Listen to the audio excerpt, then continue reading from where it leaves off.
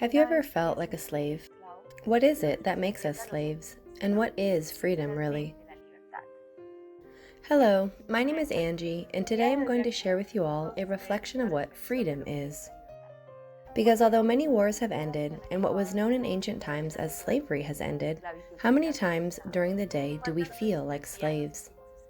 Because, for example, we are at work or studying, and we are desperately looking at the clock all the time because we can no longer stand it. All day doing the same thing, every day doing the same thing, that hustle and bustle, those worries, that stress, and without realizing it, we have entered into a mechanical life, and we have lost our true freedom. Why our freedom? It is supposed that when we work, when we study, we should enjoy it so that we do not feel like slaves, because freedom itself is related to happiness. If we analyze whenever a person says, "I want to be free," it is because he wants to be autonomous. He wants to be himself, and that will never be achieved if he continues being a slave. Because as we said, many wars are over, but there are other factors that make us slaves. For example, how many times a day is a person a slave to his worries, to his duties, to his responsibilities, to what people will say and think? A very simple example of daily life is a person who suffers from jealousy. All the time they're worried about what his or her partner is doing, who is he or she with, is he or she betraying me, how can he or she do this to me, and receive some indications that say that he or she is with someone else. And so it goes all day long, worried and in anguish. Tell me if it is not true that this feels like a kind of slavery.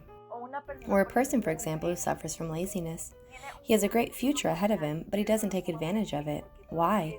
Because that same person, with his ill will, puts some barriers that physically are not seen, but the person believes that he cannot, that he does not have time, or that he feels that it bores him, and without realizing it, he is being a slave to laziness. There are some types of chains that although we do not see them, they are still there. Or, for example, a person with resentment, with hatred, with desire for revenge, all the time is scheming about what to do, how to take revenge, what damage to cause.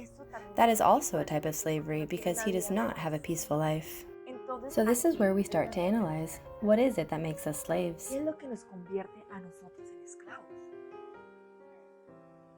We mentioned something earlier, for example, jealousy, hatred, resentment, envy, because an envious person all the time is worried about what the other person is doing. Lust, envy, selfishness, laziness, all of these things are known as defects, and what we in our Gnostic studies call ego, which is a quantity of vices, manias, and defects that we have, because we have to accept it. Nobody is perfect. All of us have some negative characteristics that are the cause of our suffering. Why our suffering? Because many times when we live like this with anger, with resentment, we are not really happy. So here is where I invite you to do the following. If that is what keeps us chained, those defects, it means that we have to eliminate them. How can we eliminate them? I'm going to give you the key of the day. Change the way you think, feel, and act.